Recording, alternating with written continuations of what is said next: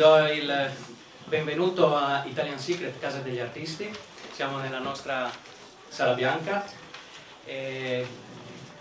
Benvenuti alla mostra Io Donna.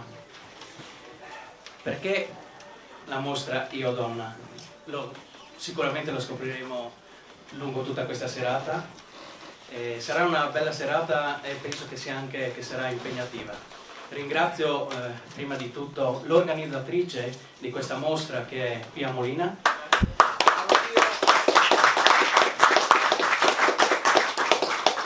Ti ringrazio perché hai saputo organizzare anche questa volta una mostra con tanti artisti. Abbiamo riempito la sala, le scale, sono 16 artisti.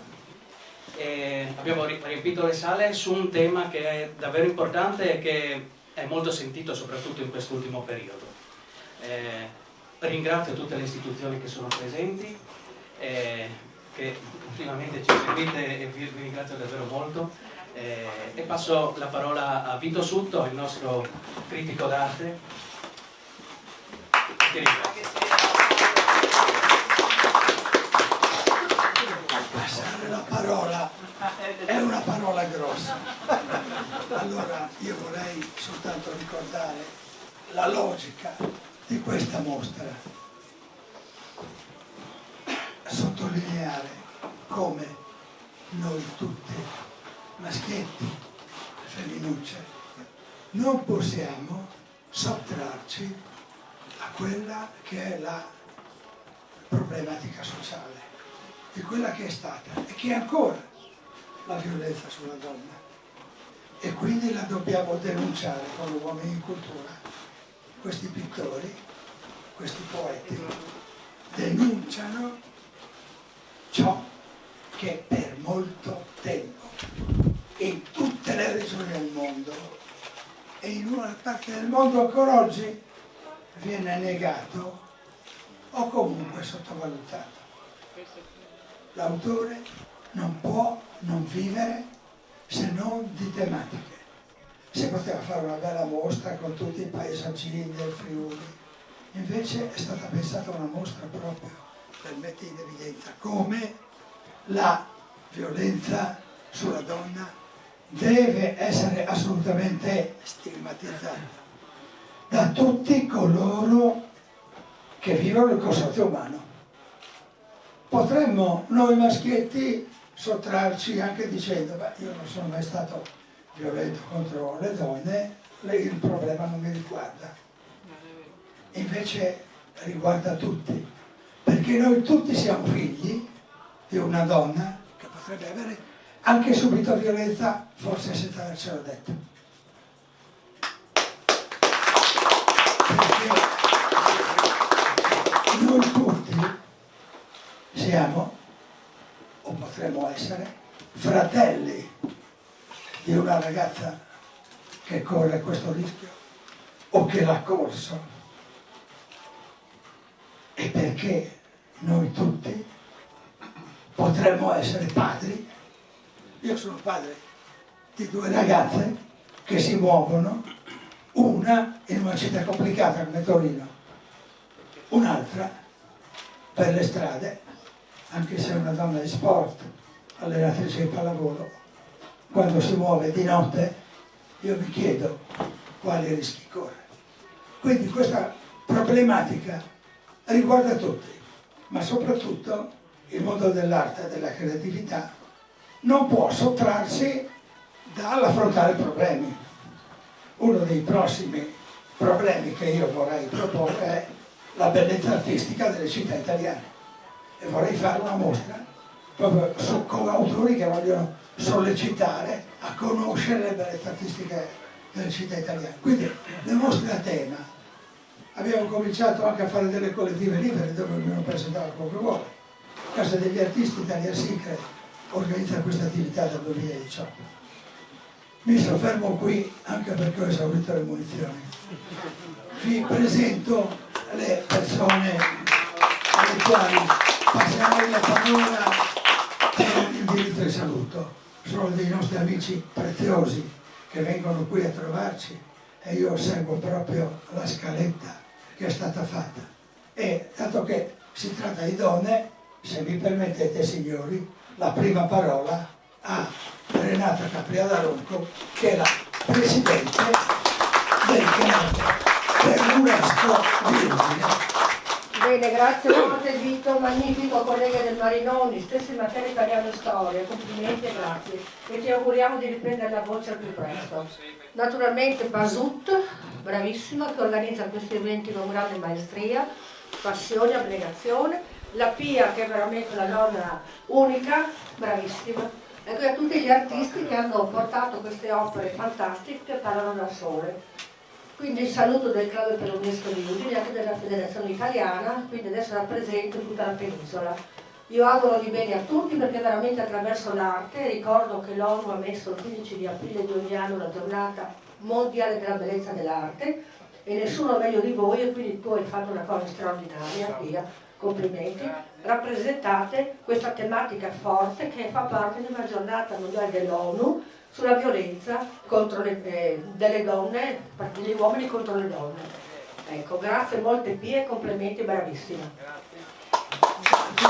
Presidente, l'onorevole Novelli è un nostro amico da sempre. Grazie Vito, intanto vi ringrazio dell'invito, grazie Pia e grazie a tutti gli organizzatori. Allora io, se permettete, vorrei dire un paio di cose. Innanzitutto attraverso l'arte si esprimono delle emozioni che poi molto spesso sono delle emozioni che fanno riferimento a situazioni della vita di ogni giorno in cui molto spesso ci sono dei drammi, ci sono delle situazioni spiacevoli, ci sono delle violenze. E il tema della violenza contro le donne è uno dei grandi temi di questo periodo, ma dico di questo periodo, in realtà è uno dei grandi temi di sempre, perché la violenza contro le donne ha avuto una sua evidenza nei paesi occidentali, non parlo dei paesi orientali, soprattutto in questo periodo. Io mi sento di dire una cosa: nel percorso politico di una persona a volte è importante anche riuscire a dimostrare qual è stato l'impegno sui temi di cui si parla. E io faccio riferimento a quello che è un trattato internazionale, che è la Convenzione di Istanbul, firmata nel 2011 da 45 paesi, chiamata Convenzione di Istanbul proprio perché fu sottoscritta a Istanbul, e che trattava il tema della violenza contro le donne. Qualche anno dopo poi la Turchia, che era la prima firmataria, ritirò la sua firma dalla Convenzione di Istanbul. Questo insomma dice parecchio.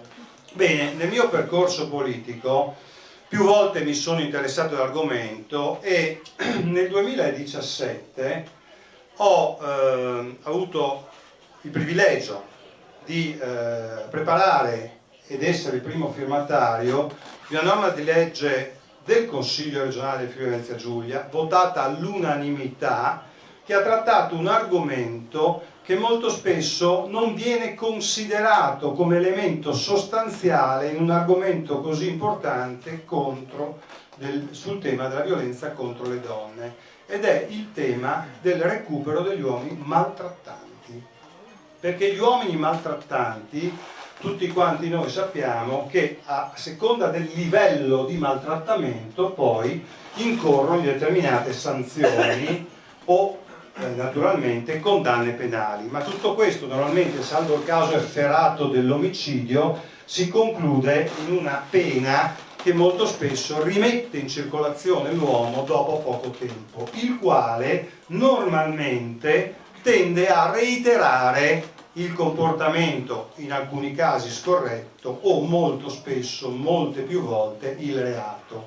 Bene, questa norma si occupa, come prevede peraltro la Convenzione di Istanbul, del recupero degli uomini maltrattanti, cioè l'uomo maltrattante che ha commesso un atto ignobile deve avere la possibilità di essere inserito in un percorso che lo porta ad essere recuperato per evitare che reiteri il reato o il comportamento abominevole che ha attivato. Ecco, io ci tenevo a dire questo perché credo sia anche questo un aspetto importante di un argomento complesso, di un argomento sociologico, di un argomento culturale che si potrebbe discutere per ore, ma che ha bisogno di soluzioni che molto spesso, purtroppo, vedesi Codice Rosso, che è stato votato al Parlamento, in cui anch'io ho partecipato alle votazioni, non riesce a risolvere il problema. È un problema culturale principalmente e molto spesso non basta la reazione determinata dello Stato per cercare di arginare il problema. Quindi ognuno ci mette un suo pezzo, un suo tassello, e quindi ecco, mi sentivo di raccontarvi questa mia esperienza nel mio percorso politico, che credo, o almeno ho ritenuto perlomeno necessaria come naturalmente azione del Consiglio regionale nel suo complesso. Grazie.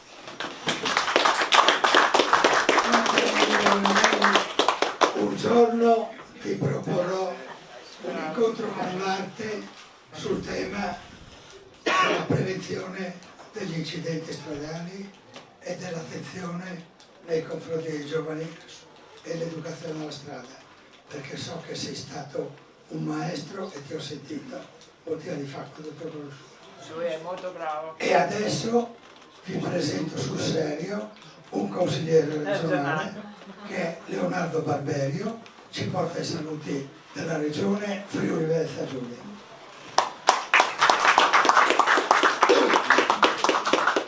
Grazie, è sempre un onore essere qui, ringrazio il padrone di casa, Vitto, Pia perché veramente ci coinvolge, in ultimo ma non in ultimo, anzi in primis agli artisti, perché riuscire a trattare un tema così delicato e trasformarlo in arte, come rubo a Pia questa affermazione, non è una cosa semplice, ma voi artisti veramente ce la fate. Come è stato detto, è un tema molto delicato, stiamo facendo tanto da tanti anni, però ogni giorno, o quasi ogni giorno, fortunatamente non ogni giorno, ma troppo spesso ci troviamo a leggere giornali, articoli di questo genere. Non lo so, io vorrei mettermi nella testa di queste persone che fanno queste brutte cose e pensare che quando devono fare qualcosa possa essere la loro madre o la loro figlia o la loro moglie o qualcuno, perché almeno una madre tutti ce l'hanno, anche se non hanno una moglie o non hanno una figlia, e quindi dovrebbero iniziare a pensare questo prima di fare qualcosa. Non lo so, cercheremo di fare ancora di più. Tanto vi ringraziamo voi veramente, perché artisti, organizzatori, veramente portate avanti questo discorso e questa sensibilizzazione che dobbiamo fare sempre di più, partendo dalle scuole, dai ragazzi, che sappiano veramente a cosa si va incontro e che queste cose non devono esistere. Speriamo un giorno di arrivare quando questo sia solo un ricordo, ma questo giorno purtroppo lo vedo lontano, perché malgrado tutto quello che si fa i risultati sono scarsi, ma effettivamente non è che si possa fare più di così. Quindi vi ringrazio, il Consiglio regionale sta facendo iniziative, continuiamo a farle sempre, continueremo anche più avanti, partono dal basso, dagli enti locali, il governo, tutto quello che però non basta, bisogna sempre fare di più. Quindi vi ringrazio di tutte queste iniziative e assolutamente continuiamo a tenere alta la guardia, perché assolutamente dobbiamo riuscire a che queste cose siano un ricordo. Grazie e continuiamo così, veramente grazie. E adesso vi presento il presidente del Circolo Culturale Quintino Sella, che ricorda questo grande statista che è stato il portatore della scuola Udine immediatamente dopo l'Unità d'Italia nel 1866. L'Unità d'Italia è datata 26 luglio per il Friuli Venezia Giulia. Mi correggo, per il Friuli, perché Trieste poi rientra il 18. E Quintino Sella è stato colui che ha voluto immediatamente portare la scuola, che più tardi si chiamerà Scuola Superiore, in quel momento era la Scuola d'Arte e Mestieri Giovanni da Udine.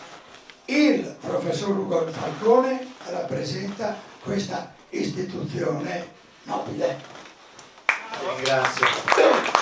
Grazie Vito, buonasera a tutti, buonasera agli artisti soprattutto, che dopo so che verranno citati uno per uno. hai detto bene, Quintino Sella qui portò l'innovazione. Lui scrisse nel suo epistolario che non era felice di arrivare in Friuli, ma come ogni vero statista e pubblico ufficiale deve attenersi agli ordini e servire la cittadinanza, i cittadini, il popolo. Lui arrivò pur controvoglia in Friuli, che era lontano dalla sua Biella, dal suo Piemonte. Lui era un grande ex ministro, è stato un grande statista, padre della destra storica che fece l'Unità d'Italia insieme a Cavour, insieme a tanti altri. Però arrivò qui e chiese subito due cose fondamentali: la fondazione di una cassa di risparmio e società operaie di mutuo soccorso. Fondamentali, perché questi due enti crearono subito il benessere e la prosperità, non solo economica, aiutarono gli operai, gli artigiani, le arti e corporazioni, ma fondò, come già stavi dicendo, le prime scuole per gli operai. La società operaia di mutuo soccorso è la più antica del Friuli storico, 1866, fu costituita un mese e mezzo dopo la venuta di Quintino Sella come Regio Commissario straordinario per il Regno, appunto qui a Udine. Per dire cosa? Arriviamo ai tempi oggi. Prima, microfoni spenti, con l'amico Sutto si parlava di distruzione, trafugamenti di beni culturali, e io gli ricordavo che questi sono i miei filoni principali di ricerca del patrimonio culturale devastato dall'antichità ad oggi, ma gli ricordavo anche ciò che accade insieme al patrimonio culturale. Coloro che sono le prime vittime delle guerre sono le donne. Certo, i soldati muoiono in trincea, muoiono come adesso tra Ucraina e Russia, ma nei villaggi reconditi che adesso dove stanno combattendo, chi sono vittime di stupri? Le donne. Prima con l'amico Sergio Pacoli ricordavamo come una giovane ragazza, purtroppo in quel terribile periodo tra il 1943 e il 1945, solo perché fu trovata con una lettera del segretario comunale, no? Di una zona vicino Gorizia, fu fucilata con processo sommario dai partigiani. Ovviamente queste storie sono accadute da una parte e dall'altra, attenzione, in guerra purtroppo non si guarda in faccia a nessuno. Quindi non dobbiamo pensare che la violenza contro le donne sia solo dei fatti incresciosi e terribili che sono accaduti anche in questi ultimi giorni in tutta Italia, e poi dopo anche qua ci sono state polemiche su un libretto eccetera eccetera, è stato stampato eccetera. Bisogna anche guardare cosa è successo prima, perché noi abbiamo a breve il giorno per quanto riguarda la Shoah, avremo il 10 febbraio il ricordo delle foibe, quindi dove noi abbiamo, ha detto bene prima Vito, a volte noi non sappiamo neanche a volte di chi possiamo essere stati figli, e non lo dice a caso, perché ci sono situazioni veramente che io ho conosciuto signore, alcune portatrici carniche che avevano 100 anni, che hanno raccontato nella loro discrezione cosa accadeva durante l'occupazione austro-ungarica. Ecco, oggi non ci sono più ovviamente. Ecco.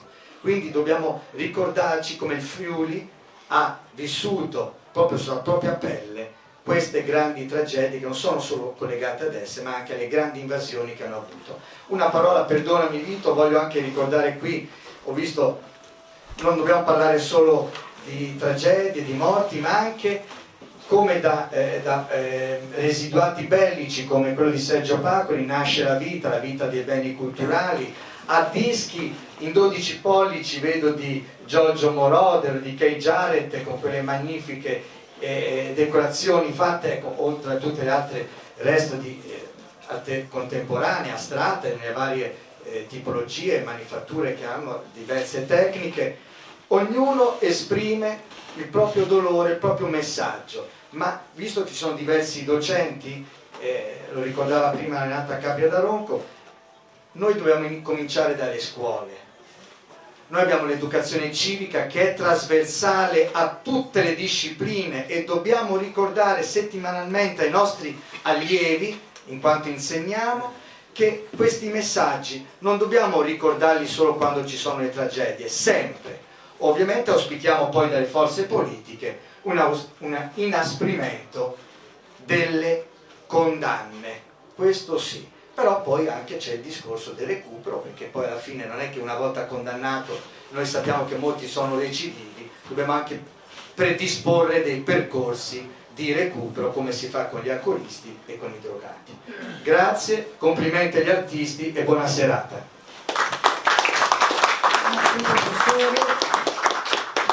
Io vorrei ricordare anche alcune presenze, quella del presidente del Circolo Mansi, professor Matteo Mansi, quella dello scrittore Mauro Tudino, quella del manager Ettore Ribaudo, anche quella del signor Boccolini, che è consulente di estetica e comunicazione nel campo della moda.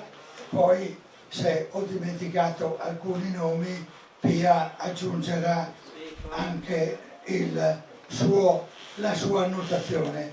Venendo strettamente agli artisti, io vorrei il loro contributo per una presentazione sintetica proprio di una trentina di secondi ognuno, per dire: io ho presentato questo quadro, questi quadri, per quale motivo? Andrea Pradissitto. C'è Andrea Pradissitto? Andrea Pradissitto, se ci sei ti avvicini al microfono e ti ringraziamo per il tuo contributo. Andrea Pradissitto porta il suo quadro, poi quando ci sarà più tempo ognuno di, ecco, se Pia ha qualche idea ce lo suggerisce. Allora, Pradissitto ha questo quadro qui che vedete, ok? E invece di avere un'ascia o una, come si chiamano? Un'ascia, ha una rosa. E lui è l'autore di questo quadro. Osserviamo una figurazione molto delineata. Ci troviamo di fronte a un autore che ha una personalità fortemente predisposta al disegno. La logica di questo quadro è che dietro questa rosa si nasconde la violenza. Alessandra Plett. Ecco, grazie. Quello che ci puoi dire della tua opera? Allora, io ne ho portate due, una è questo dipinto qua, un cuore che sanguina, praticamente poi c'è il simbolo delle scarpe e tutto intorno dei termini che sono appunto calpestati dalla violenza, quindi tutto ciò che rappresenta appunto un rapporto o una famiglia viene calpestato dalla violenza. E poi il volto femminile. Grazie. Fabiana Biasioli. Eccola, grazie. Allora, la mia opera è esposta nella saletta dall'altra parte. Ho rappresentato una ragazza e rappresenta la sofferenza profonda dell'anima che c'è, avvolta dal nero praticamente, perché molte volte chi sta vicino non vede.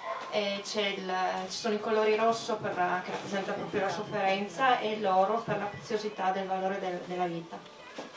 Grazie. Cristina Krast ha portato quest'opera, la persona che ha portato l'opera è Cristina. Ah, Cristina, ecco. Cristina Krast ha portato quest'opera. Ok, prego. Grazie, io ho portato quest'opera che si intitola Identità violate. E quel bastone rappresenta praticamente il serpente, perché all'inizio anche Eva è stata ingannata dal serpente, quindi per me quello è l'uomo che ci inganna all'inizio, che sembra tutto colorato, e questo invece sono dei volti, sono delle farfalle, perché per me la donna è diciamo fragile come le ali di farfalla e non bisogna toccarla. Grazie. Vi invito a conoscere anche Tiziana Stocco, che è pronta per spiegare la sua opera. Grazie. Buonasera a tutti. In realtà la mia opera si chiama Scaglie di luce ed è quella lì. E riconoscete il volto della Madonna, che è un mio disegno precedente della Pietà che si trova a San Pietro. E quest'opera era già pronta, mi sono proposta io a Pia in realtà, perché trovo che la Madonna sia la figura in assoluto più inviolabile, quindi quando viene rotta, no, io penso a una donna che viene violentata o gli si è fatto del male, ma qualsiasi altra persona, penso ognuno di noi, prova una crepa, una rottura dentro un frammento, no? Quindi ho pensato che fosse un'immagine forte, ma un'immagine anche che potesse portare alla luce il fatto della violenza. Ma voglio anche ricordare il fatto che, se vedete bene da vicino, poi quando avete un attimo, c'è una tecnica tipo, si chiama kinzushi. Io ho ripreso tutte le parti, che significa, è una tecnica giapponese. Significa che bisogna impreziosire le nostre ferite che ci rimangono dentro, perché ognuno di noi penso che ce li ha, e cercare di andare avanti se si sopravvive, no, alle violenze. E comunque bisogna sempre denunciare tutti i tipi di violenze, penso a Gervasutta ultimamente, penso a qualsiasi forma di violenza. Bisogna sempre noi artisti essere in primo piano e farci conoscere così. Grazie a tutti. Maria, la Madre di Cristo, che soffre la violenza di vedere suo figlio in croce morto per i peccati del mondo, affinché ognuno di noi abbia salvezza se crede in Lui. Maria Alda Basso, se non c'è, chiedo aiuto per presentare la sua opera perché non la conosco. Non c'è, è giù al quadro di Alda Merini. Quindi un richiamo alla poetessa Alda Merini. Sì, è sotto sulle scale, è proprio il suo viso. Sì. E intanto andiamo a Sonia Magli. Sonia Magli arriverà più tardi perché ha un negozio di parrucchiera e purtroppo fino alle 7. Ci mostri il suo quadro? Ecco. Il fiore, un fiore nero. Un fiore nero. Che sanguina, lacrime bianche e rosse. È proprio la donna. Quindi la coniugazione tra le lacrime e il fiore, vediamo. Esatto, perché altrimenti sarebbe stato carne e sangue, ma in questo caso sicuramente l'artista ha voluto ridefinire completamente l'opera con sangue bianco in contrapposizione col fiore nero del lutto. Grazie per questo contributo. Isabella Corti. Eccola qua. Grazie Isabella. Buonasera, io sono Isabella Corti, grazie per questa opportunità. Ho dipinto i dischi vinili che vedete alla mia destra, perché amo molto, oltre all'arte, la musica, che è una via di fuga per tutti noi, per scappare dalle sofferenze. È un momento meditativo, dipingere, anche ascoltare la musica, e soprattutto prima della morte dobbiamo pensare che c'è la vita, ed è durante la vita che abbiamo bisogno di chiedere aiuto, se c'è bisogno di chiedere aiuto e di tendere una mano alle persone che hanno bisogno nel momento in cui appunto c'è bisogno, la nostra presenza. Grazie e buona serata. Grazie. Roberto Lirussi. Roberto Lirussi è qua. Buonasera a tutti, vi ringrazio, un ringraziamento a tutti per avermi dato questa possibilità di presentare queste mie due tele che avevo già pronte.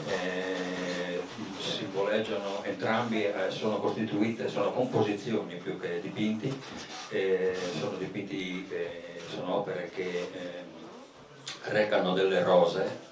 Non per caso ho fatto il fiorista per 40 anni, nel DNA mi è rimasto questo.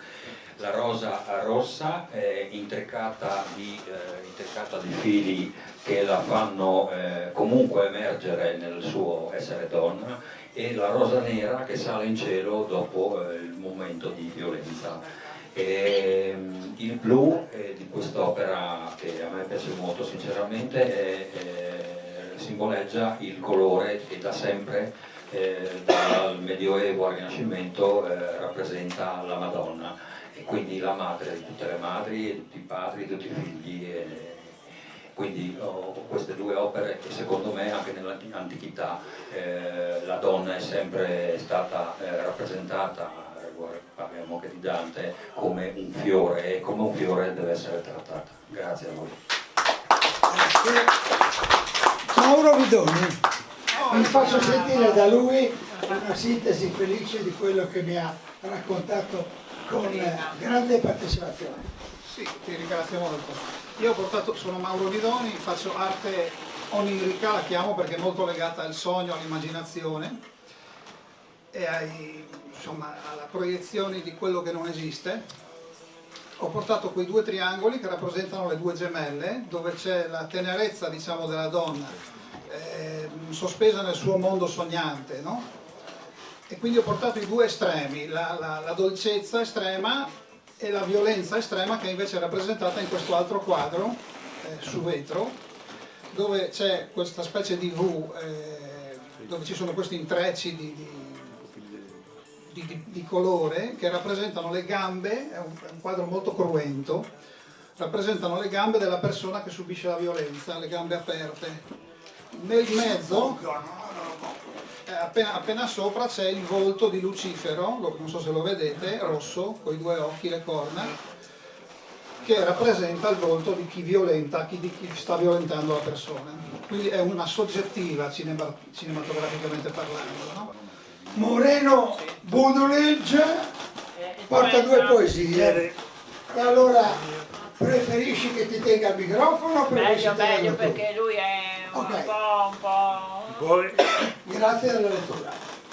Grazie a voi che siete qua e vi chiedo scusa se sono un po' così, ma un po' la mia difficoltà, un po' la parola, però io cercherò di leggere la poesia, e perché io, come nel mio cuore, ho molto caro il tema della donna come persona, non donna come oggetto. Allora la prima poesia si chiama Tutto e nulla se non ci sei tu, tutto e nulla se non c'è l'amicizia, tutto e niente se non c'è l'amore, tutto e niente se non c'è la più splendida creatura che Dio ha fatto, tutto o niente. Con lei c'è l'amore, se la rispetti, con lei hai la famiglia, se la ami, con lei hai lei, se la prendi con il cuore. Vuoi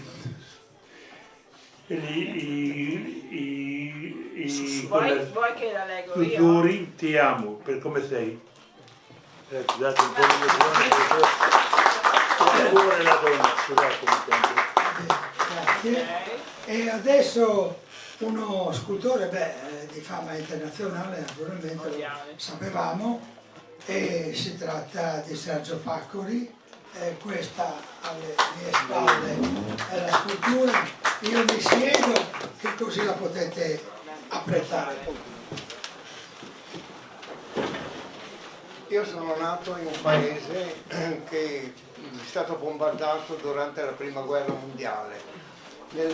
La gente del paese diceva che c'erano più schegge che sassi, e aiutando il mio amico a disinnescare una bomba, dopo, quando non riusciva a disinnescare, mi mandava via una decina di metri scoppiata. Però questo non mi ha cessato l'amore per le schegge, e questo amore è continuato avanti, e ho cominciato a fare queste sculture che in questo caso qua rappresentano proprio la violenza contro le donne. E questo qua forse è proprio una domanda: è ieri, oggi e domani, quindi la violenza era una volta e forse continuerà, speriamo di no.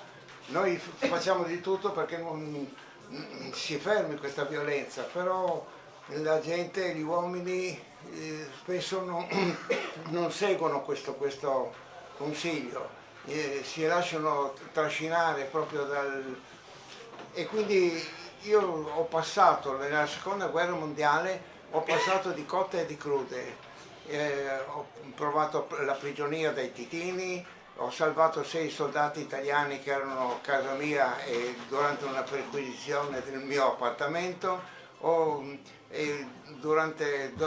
appena finita la guerra ho salvato una ragazza che stava negando nell'Isonzo, e quindi per quello mi hanno anche nominato Cavaliere della Repubblica per meriti di guerra. Ma quelle dell'avventura, per esempio, vi racconto solo questa: nel maggio 1945 i partigiani avevano invaso Gorizia e sono rimasti per un mese circa, e in quel mese lì andavano a perquisire tutte le case per trovare i fascisti.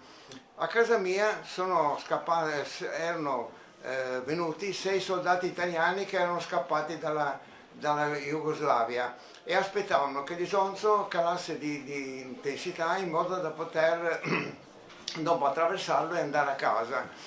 Una notte, proprio a mezzanotte in punto, mentre suonavano i 12 rintocchi della campana, ho sentito battere il fucile contro il portone della mia casa che aveva 4 piani. Sono andato io sotto, siccome parlo anche sloveno, allora ho parlato con questa pattuglia e li ho accompagnati nel primo piano. Lì li ho fatto perquisire tutto il primo piano, li ho portati nel secondo piano, li ho indirizzati dai miei vicini e dopo li ho trascinati subito al terzo piano e al quarto piano e dopo li ho accompagnati subito sotto via, quindi non hanno trovato niente. I 6 soldati italiani, se io non fossi stato, avevo 12 anni, mica tanti, e quindi se non fossi stato così furbo quella volta, non so, sono riuscito a deviarli e saremmo stati tutti in foiba, perché a quel periodo là tutti quelli che avevano soldati italiani o fascisti o una cosa o l'altra venivano infoibati e quindi io così nella mia ingenuità con qualcosa e anche sapendo anche indirizzarli e parlare in sloveno sono riuscito a deviarli e portarli via e per questo mi hanno nominato Cavaliere della Repubblica.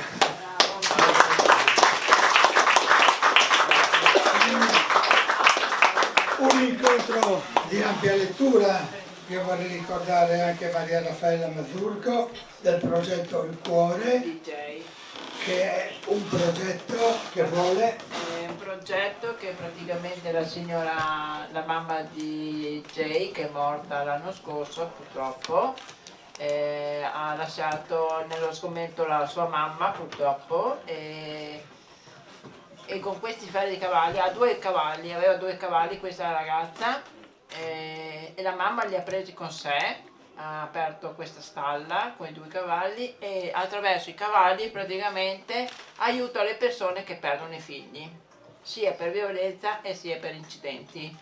E i suoi ferri di cavallo è un simbolo del cuore di Jay. Bene, progetto Il Cuore. Abbiamo parlato di tante cose, professor Mansi, Circolo Mansi, soddisfatto di questo incontro? Senza dubbio soddisfattissimo, anzi è stato un piacere, un onore poter condividere con voi e quindi con l'amico direttore Sotto, nonché con l'architetto Pasotto, ma soprattutto devo dire onore all'artista Pia, ma a tutto il gruppo delle artiste e artisti che hanno condiviso questo percorso. Noi come Circolo Mansi siamo una piccola realtà che sosteniamo in tutte le forme l'arte, gli artisti, al punto tale che spesso le nostre iniziative vengono fatte in maniera gratuita, se non magari spese vive, e per prima volta ci abbiamo anche rimesso, però siamo orgogliosi di questo percorso, consapevoli che l'arte è uno strumento fondamentale per migliorare il mondo. Quindi complimenti a tutti voi, in particolare al grande sforzo degli artisti.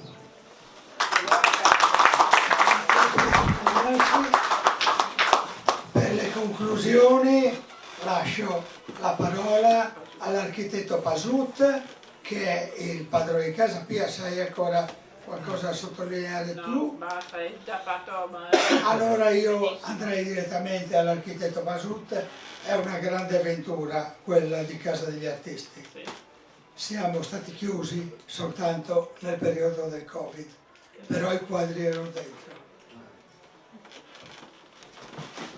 Vito, ti ringrazio, vi ringrazio tutti per essere stati presenti, ma invito chi abbia qualche cosa da dire, se qualcuno vuole fare un intervento, non so, Ettore...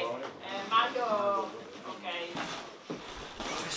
Mauro Tonino, vuoi parlare un attimo? Anche tu, Mauro. Grazie, buonasera a tutti.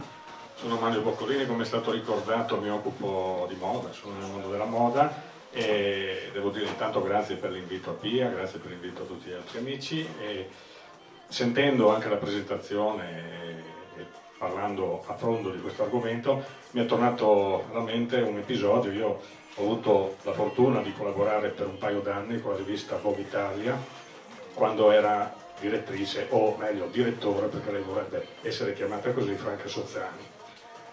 Nel 2014 lei fece, come sempre, un passo in avanti rispetto a tutti, presentando un numero di Vogue che si chiamava Cinematic, ed era proprio un numero dedicato alla sollecitazione e alla apertura di un faro sulla problematica della violenza contro le donne. Questo shooting fu fotografato e realizzato da uno dei più grandi fotografi mondiali, che era Steven Meisel. E vi esorto ad andare a riguardarlo. Io adesso con i nostri telefonini sono andato anche a richiamarlo perché ricordavo le immagini ma ho voluto approfondirle, e già lì si nota proprio questa necessità di tenere sempre un faro acceso su questi problemi enormi, e mi ha colpito che dal 2014 ad oggi siamo ancora qui a parlarne. Questo vuol dire che comunque è un argomento che purtroppo è ancora di attualità, e speriamo di non doverne più neanche parlare. Grazie, buonasera.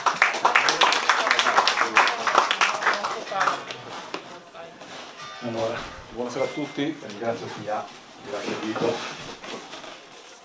È vero, l'arte è da volano, e l'arte rappresenta Shining, il fiore, la sofferenza e la maternità. Cominciamo effettivamente, qualcuno ha detto prima di me, dalle scuole. È vero, le scuole. Si parla tanto di bullismo. Sapete che le scuole hanno emanato delle circolari mediante le quali non è tollerato il bullismo. Però quante direttrici scolastiche lo mettono in pratica? Qualche mese fa sui giornali è uscito un articolo veramente, per dire, illuminante, ma scandaloso nello stesso tempo. Un professore a Udine, delle superiori, abusava delle sue allieve. Quelle allieve che sono state date a lui per avere un insegnamento. Bene, non è soltanto il resto d'Italia il problema, ma ce l'abbiamo anche qua in casa, dietro l'angolo. Allora cominciamo a evitare che i bulli di periferia, oserei dire io, la faccio da padrone. Qui abbiamo dei consiglieri regionali. Perché non si crea, non so, una task force per evitare di arrivare a questo livello? Perché non si mette in pratica la circolare? Sono belle parole, belle azioni, ma alla fine finiscono in una bolla di sapone se nessuno denuncia, o perché hanno paura di un brutto voto.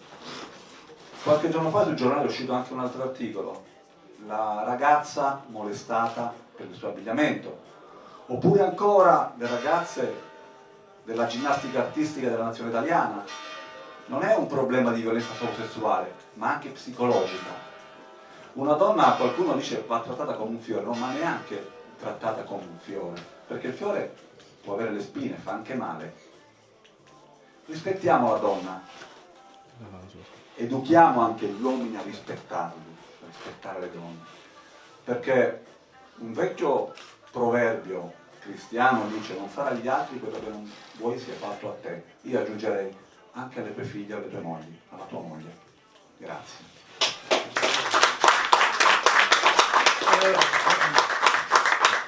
Un intervento anche questo. Aspetta un attimo, c'è Mauro Tonino, che è lo scrittore storico. Mauro Tonino. Grazie.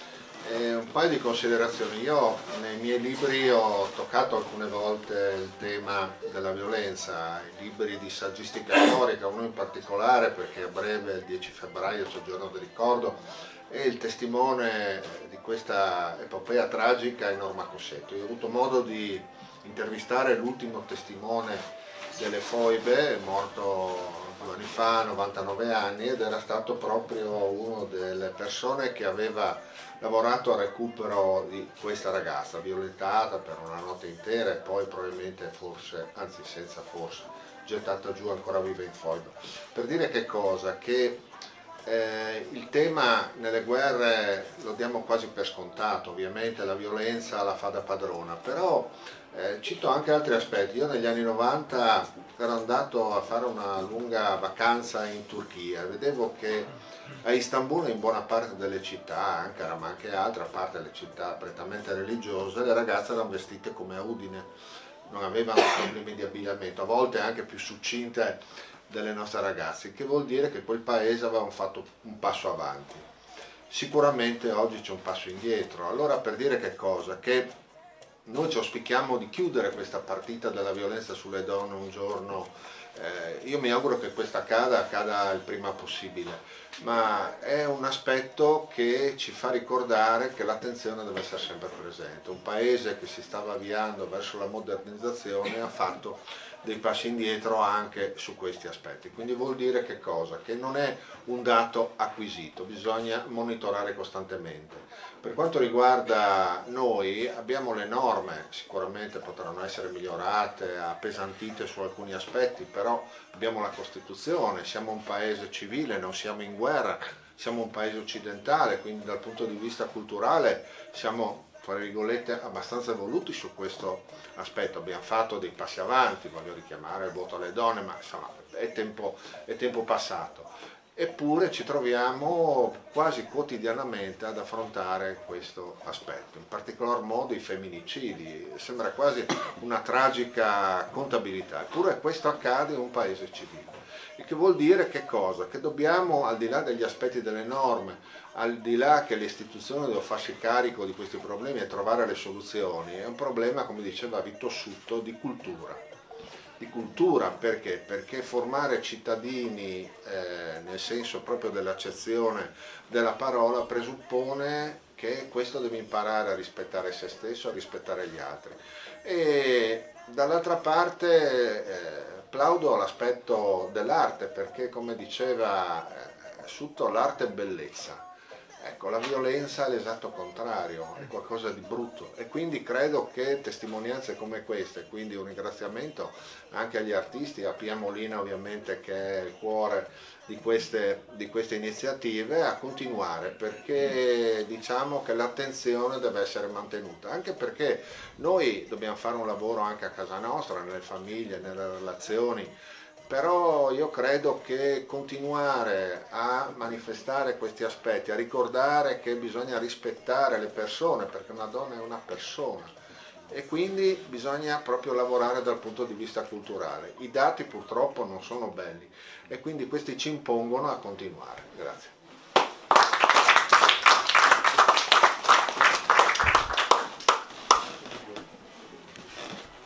Ci sono altri interventi? Qualcuno che vuole aggiungere qualcosa? Mi pare che abbiamo parlato molto. In aggiunta, sì, si può concludere con... C'è Chiara Zoratti della Commissione Pari Opportunità. Buonasera. Se vuole fare un breve intervento. Buonasera.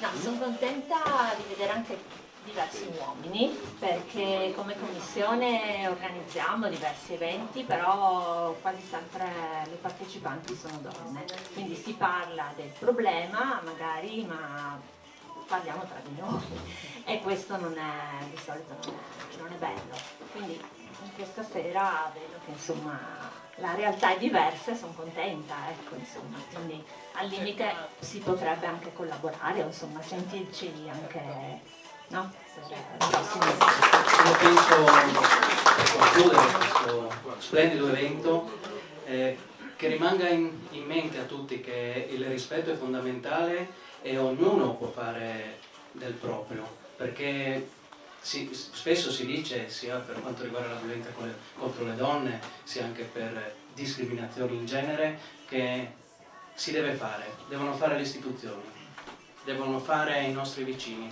No, ognuno deve fare in prima persona, quindi se vedete qualcosa denunciate, avvicinatevi, non voltatevi dall'altra parte, perché penso che sia molto importante anche questo, perché ognuno può fare del proprio meglio per limitare e ridurre questa piaga che è il tema di questa mostra Io Donna Stop al Femminicidio. vi ringrazio tutti per essere stati presenti e do l'ultima parola al nostro poeta. Scusate, poi vi leggo, perché siccome io questo tema l'ho molto a cuore, però ogni tanto vedo, sento, no, che una donna entrata la notte, gli autobussi di violenza, chiama aiuto, nessuno si ferma, tutti fanno finta di niente. Anche la polizia? Quello non La so. polizia aspetta 20 minuti prima di intervenire. E allora sì, sono poi film, purtroppo è la realtà, perché tante volte si vedono o ero in strada e nessuno mi ha aiutato. Vuoi che leggo io? Sì, è così. Okay. Ti do onore a Pia perché mi stima. Io purtroppo con la mia difficoltà di leggere in quella mia emozione. Scusatemi tanto. Dai, tengo il microfono, lui legge perché è il professore. Onore Pia, lei, brava. Scusate, ma... Ancora donne uccise, ancora donne stuprate, ancora. Chiedono solo amore con l'uomo della loro vita e in cambio sono tradite senza saperlo e umiliate come donne. Dappertutto si parla di loro, per pietà, a lungo e dopo ci si dimentica di loro. E loro continuano a morire e i figli a restare senza le loro mamme. Non c'è giustizia per loro, se no solo a parole. Si promette giustizia e dopo tutto come prima. Svegliamoci. Oggi sono loro, domani forse toccherà a altri. Fermiamo questo massacro. Torniamo a desiderare la donna come amore. Non promettiamole amore se non siamo sicuri di donarle amore. La loro vita va rispettata e ognuno di noi lo può fare.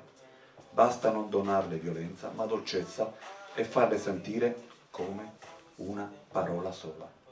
Ti amo, ma detta con il cuore importante solo per chi ama. Arriviamo alla conclusione di questo splendido evento che è stato davvero molto partecipato e molto intenso e di questo ne sono non felice di più. Grazie a te. Ringrazio tutte le artiste, tutti gli artisti, i poeti, gli storici, le istituzioni che sono intervenute. Vi ringrazio doppiamente non solo per essere intervenute ma per quello che farete in futuro, perché penso che sia molto importante. Per quanto riguarda Italian Secret Casa degli Artisti, vi invito a mettere un mi piace su tutti i nostri social, perché così potete sia seguire i nostri eventi e sia anche condividere, quindi per il mondo dell'arte e soprattutto per poter implementare e migliorare sempre di più e per riuscire a continuare a fare eventi come questo. Ringrazio Pia, la nostra organizzatrice di questo splendido evento, e ringrazio Vito Sutto, nostro critico d'arte e nostra colonna. Che abbiamo fatto il filmato l'altra volta. Sì. Allora io vi lascio per chi vuole dei biglietti qua, sui quali ci sono scritti tutti gli indirizzi dei nostri social, così c'è sia Instagram, Facebook, YouTube, dove potete vedere anche i video degli eventi scorsi. Abbiamo pubblicato pochi giorni fa il video di Autumn in Love, la mostra che abbiamo fatto un paio di mesi fa, sempre organizzata da Pia Molina. Vi invito a vedere i video perché sono belli e sicuramente potete rivivere l'evento e non solo. Ultimissima cosa, vi invito a essere presenti anche il prossimo 25 gennaio, sempre alle ore 18, perché inaugureremo la mostra che adesso si tiene nella nostra galleria al piano terra, che si intitola Marino, Leonardo e Michelangelo. Vi invito anche a passare adesso prima di uscire, però ci saranno delle news per il 25, quindi vi invito a essere presenti. Grazie ancora a tutti, rimaniamo assieme con un brindisi.